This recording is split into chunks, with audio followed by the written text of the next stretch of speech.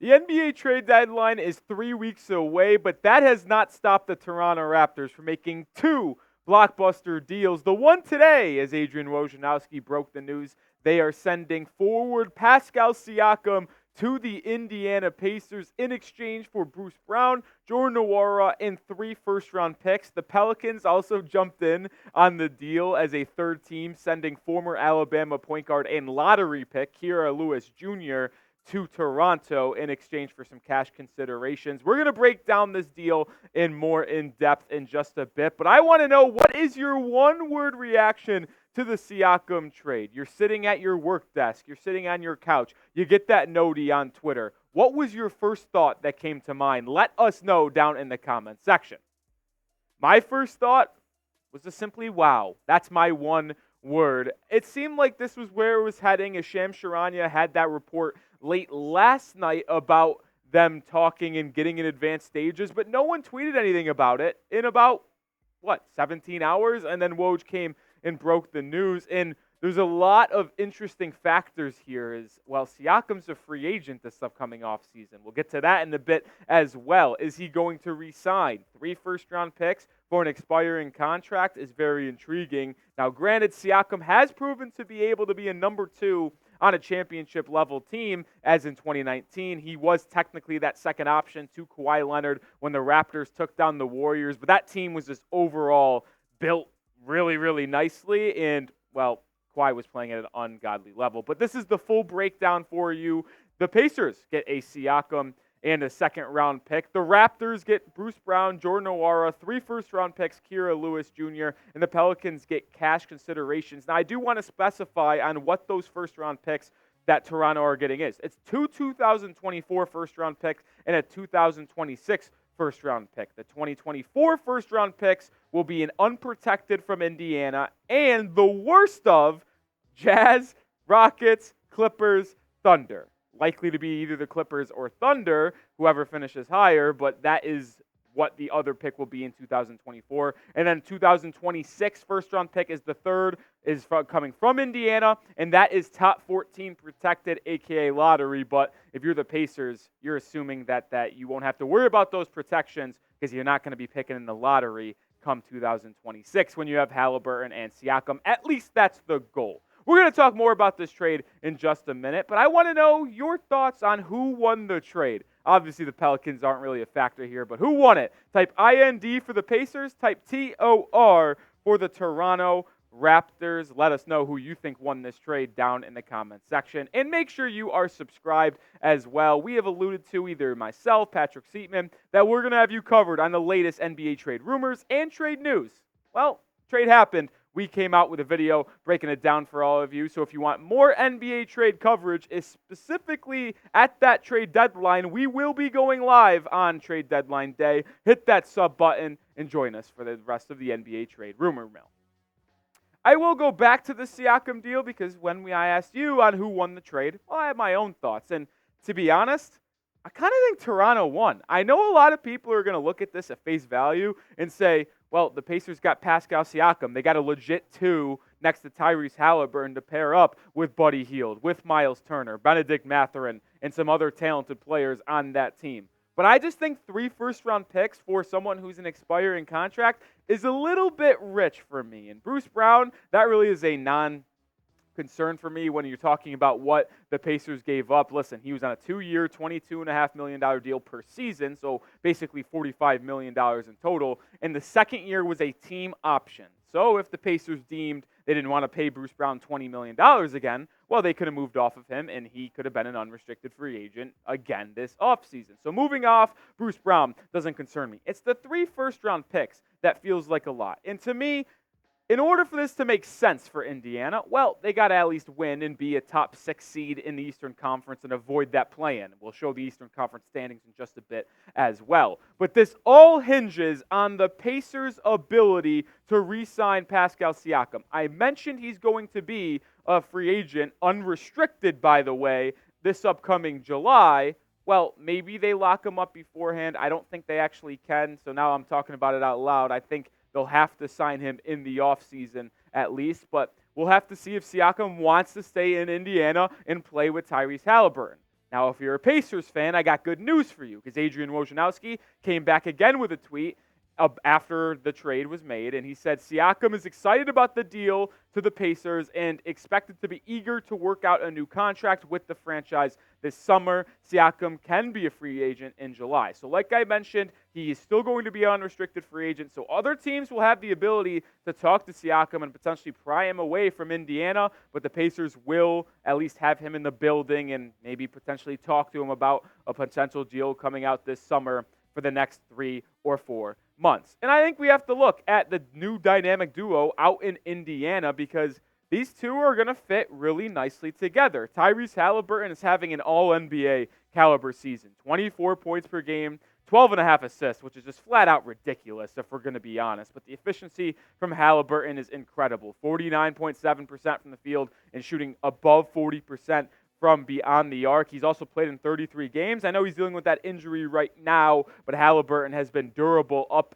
until that point right now. And you bring in a forward like Siakam, 6'9", 6'10", lengthy, can switch on the defensive end, can get his own bucket offensively consistently, averaging 22 a night. The efficiency is really, really good when you look inside the arc. He can get to the rim. He can get to that 10 to 15-foot mid-range spot whenever he likes and knock it down. The issue is the floor spacing three-point shooting. He was shooting in the 20% up until just about 2 weeks ago when he started to get his stroke going a little bit. Now shooting in that low 30% mark, which is still really bad, but it's better than what he was earlier in the year when it was at 27, 29%. To me, though, when you think about Siakam in Indiana, I don't really think the shooting is actually going to play that big of a role because you got guys like Buddy Hield and Miles Turner who could really space the floor alongside Haliburton and Pascal Siakam. I'll break down that fit more in depth in just a second, but I do want to show some love to PrizePicks. Go to prizepicks.com/CLNS and use code CLNS to get a first deposit match up to $100. It's daily fantasy sports made easy. All you got to do is pick 2 to 6 player stat projections, go more than or less than, and you can watch the winnings roll in. You could also win up to 25 times your money. Yes, you heard that correctly. But listen, the NBA is here, obviously. Well, NFL playoffs are still rolling in as well, and I've got my eyes on a divisional weekend play. I've taken more than on Josh Allen, 237.5 passing yards. That feels criminally low. I know the Chiefs' defense is good, quick sidebar, but that's going to be a shootout, right? You'd at least think so. I also take the more than on Dalton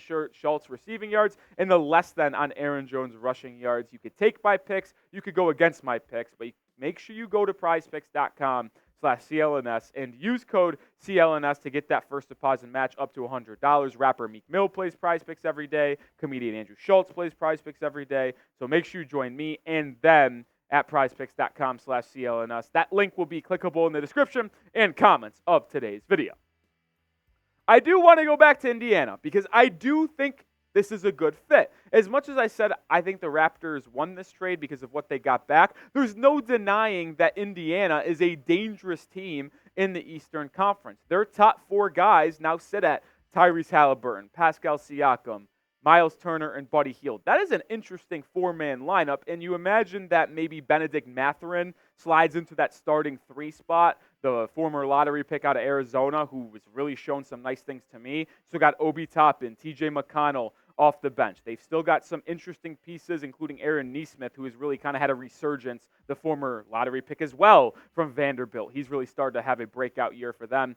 And I just think the actual floor spacing, the offensive fit, the defensive fit, like Miles Turner is one of the best rim protectors in the NBA. You pair that up with Siakam, who can guard probably 2 through 4, maybe can switch onto the 5 at times. The defensive fit makes sense, and boy, do they need defensive help because they are the worst defensive team in the NBA. But on the hindsight, or on the flip side, I should say, they are the number 1 offensive team in the NBA. And I think that only gets better. I'm not that big of a fan of that Bruce Brown contract. I thought they overpaid him a little bit too much. He's a really good role player, but $22 million felt too much for me. You replace him with Siakam. Woo! That team just got a lot more dangerous. They didn't really lose any pieces. Jordan Nwora, non-factor for me, and all you do is replace Bruce Brown with Siakam. This team is going to have a real chance to shoot up the Eastern Conference standings and compete inside the NBA playoffs. And let's take a look at those standings because I can't believe how bunched up the Eastern Conference is right now. You got Boston, far and away the number one team in the East. They look like they're just absolutely dominating this year. Milwaukee and Philly are semi-close there at that 2-3 spot, but then this is where it gets fascinating. 4 through 8. 23 and 15 is the 4 seed with the Cleveland Cavaliers. The Magic, who are the 8 seed, 22 and 18, so about 1.5 games behind that 4 spot. Those 5 teams are changing spots inside that standings almost every single day. And it's going to be really intriguing coming down the stretch to see who avoids that play-in. No one wants to be in the play-in. I imagine the Magic will probably fall into that 7 or 8 spot. I just don't know if they have enough to keep up with Cleveland, Miami, Indiana, and New York. But it is going to be unbelievable to think that one of those 4 teams I mentioned will be playing as a 7 seed in the play-in, and Milwaukee having to play one of those teams in the first round, or Philly, could be enticing. But I think the Pacers finish where they are at right now. I think they go at that 6 spot. Maybe they jump up to the 5. I expect Miami to stay above Indiana, if we're going to be honest. I think Cleveland could fall a little bit. Maybe that 4-5 matchup in the first round of the playoffs is Miami-Indiana. That would certainly be an intriguing matchup. Pace versus experience. Very, very interesting. But let me know, what is the ceiling of the Indiana Pacers? Voice your opinion. Is it just a first-round exit? Can they get to the second round? Can they get to the Eastern Conference Finals? Hell, could they get to the NBA Championship? Let me know how far this Indiana Pacers team can go this year. Before we head out of here today, though, I do want to take a flip side and look at what the Toronto Raptors are building up in the 6, because the people, including me, questioned what they got in return for OG Anunoby in that New York Knicks trade. But you have to love what they got in return for Pascal Siakam today. Let's just look at the assets they've acquired over the past month through these trades. They've got a guard in Emmanuel Quickley, the former 3rd overall pick RJ Barrett, an elite role player in Bruce Brown, Jordan Nwora, non-factor for me, and Kira Lewis Jr. coming from the Pelicans, who is a very intriguing guy. He never really got or was able to stick in New Orleans, but very quick, very fast. Maybe they develop over there. But then you get the 2024 Indiana first-round pick that, like I mentioned earlier, the worst of Utah, Houston, Clippers, Thunder, 2024 first-round pick, a 2026 first. You also got that 2024 second-round pick in the OG Anunoby deal from the New York Knicks. So you got a lot of draft capital plus some interesting young guys. I'm very fascinated to see where the GM of the Raptors, Masai Ujiri, really takes this rebuild, because they're going to look to commit around this guy right here, Scotty Barnes, who has shown some nice things, but I do question if he could be a number 1 or hell, even a number 2 on a team. He's still really young. There's still time to grow, but he still doesn't have a good or confident, established jump shot. That concerns me. Is Scotty, IQ, RJ, is that going to be a nucleus that can really make some noise in the Eastern Conference? I lean no, but with all the added draft capital, maybe they can make a play in a trade, or just hope they hit on those draft picks and really do create a young nucleus out in Toronto. That will do it on today's show. If you haven't already, what are you doing? Hit that sub button. Stay locked in with us here at Chat Sports so you never miss a beat of NBA trade rumors or NBA trade news like the news today as we do approach the NBA trade deadline.